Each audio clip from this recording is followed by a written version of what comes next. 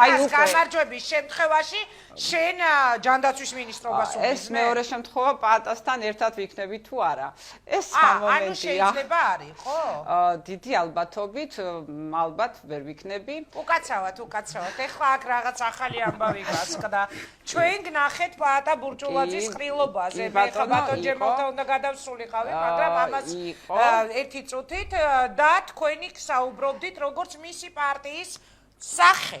ანუ შეცვალეთ გადაწყვეტილება. იცით, მე მქონდა საუბარი თავიდან ბატონ პაატასთან და მის ერთ-ერთ თანამშრომელთან, ფაქტიურად მე არ ვიცნობდი პარტიის სხვა ლიდერებს თუ სხვა წევრებს, საღამოს იყო ეს შეხვედრა, როდესაც ჩვენ დაველაპარაკეთ, მე პაატას ყოველთვის ძალიან დიდ პატივს ვცემდი, დღემდე ძალიან დიდ პატივს ვცემ.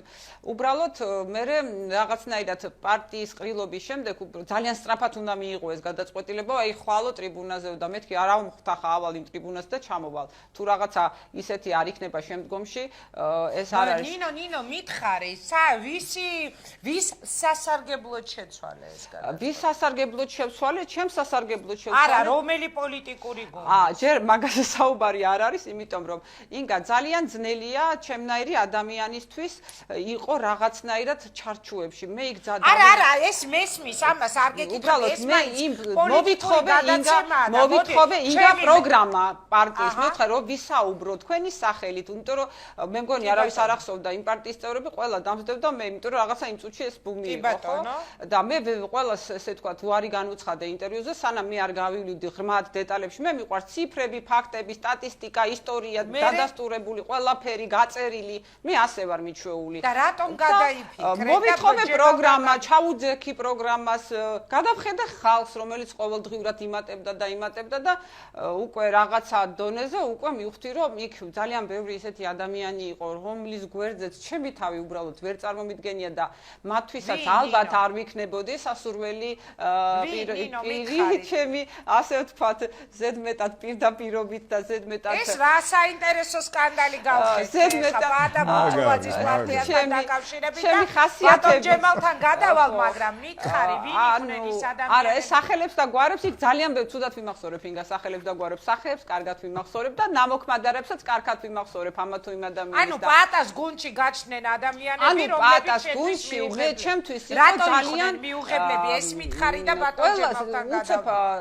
აბსოლუტურად რადიკალურად რო ვიცოდი სხვადასხვა პოლიტიკური შეხედულებების ადამიანები უცებ ერთად ჩამოწყდნენ უცებ გახდნენ პარტნიორები მე არ ვარ პატარა გოგო და არ მჯერაო 5 წუთის დამეგობრების და უცებ ერთმანეთის აზრების გაზიარების რომელ პოლიტიკურ ჯგუფში აპირებ შენ გადასვლას რატომ გეკითხები შენ თქვი რომ გაქვს ამბიცია შენი გამოცდილება მოახმარო ჯანდაცვის რეფორმებს ანუ შენ გაქვს გეგმა ოცნებაში ხომ არ მიდიხარ იგა ჯერ მაცალე გაშორება არა ჯერ არ გაშორებულ ხარ არა გაშორება როგორ პრაქტიკულად პაატა ბურჭულაძე არა ეხა ეთერიდან უნდა გაიგო შენ წახვე თუ უყურებს არ ვიცი თუ უყურებს თუ არა და ეტყვიან რა თქმა უნდა ეტყვიან პრინციპში ეხლა თავს ტექნიკურად იურიდიულად მე პარტიის წევრი არ ყოფილვარ, მე არსათხელი არ მომიწერია და მე ეს გაფორმებული არ ყოფილა. მაგრამ მიდექი ტრიბუნაზე.